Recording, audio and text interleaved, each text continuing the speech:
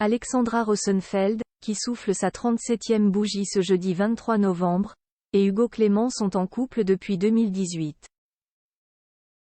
Aujourd'hui installés dans le sud de la France, loin de la capitale, ils ont décidé d'adopter un mode de vie qui ne plaît pas à tout le monde.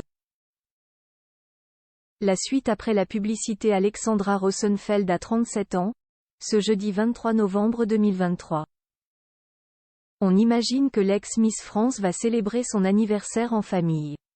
Elle est, pour rappel, en couple depuis 2018 avec le journaliste, militant écologique Hugo Clément, qu'elle avait rencontré sur le tournage de Fort Boyard.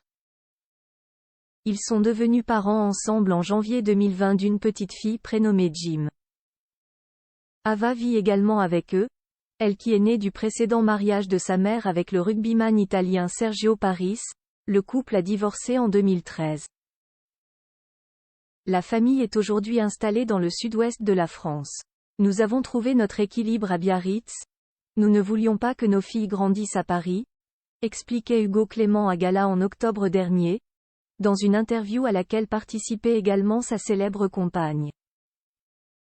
Cette dernière, qui, rappelons-le, est née à Béziers, s'était réjouie au début de leur histoire de s'apercevoir que le journaliste n'est lui aussi pas originaire de la capitale et qu'il n'avait donc pas l'envie qu'il y vive. Lorsque nous nous sommes rencontrés, cela m'a rassuré que Hugo ne soit pas parisien et qu'il ait vécu son enfance près de Toulouse. Direction Biarritz donc, pour le couple et les enfants.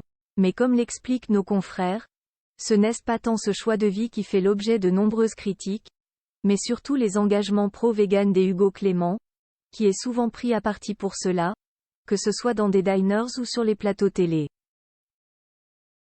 Pourtant, il l'assure, ce n'est jamais moi qui mets le sujet sur la table. Un couple soudé, un mode de vie contesté donc, mais avec lequel vit très bien Alexandra Rosenfeld, depuis qu'elle a rencontré Hugo Clément. Avant de rencontrer Hugo, je consommais énormément de viande.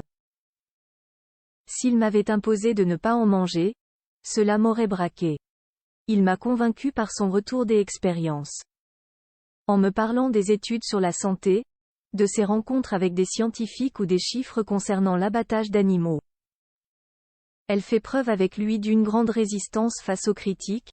Lorsqu'il y a des polémiques, on sait quoi n'est tous les deux. Rien ne peut nous atteindre.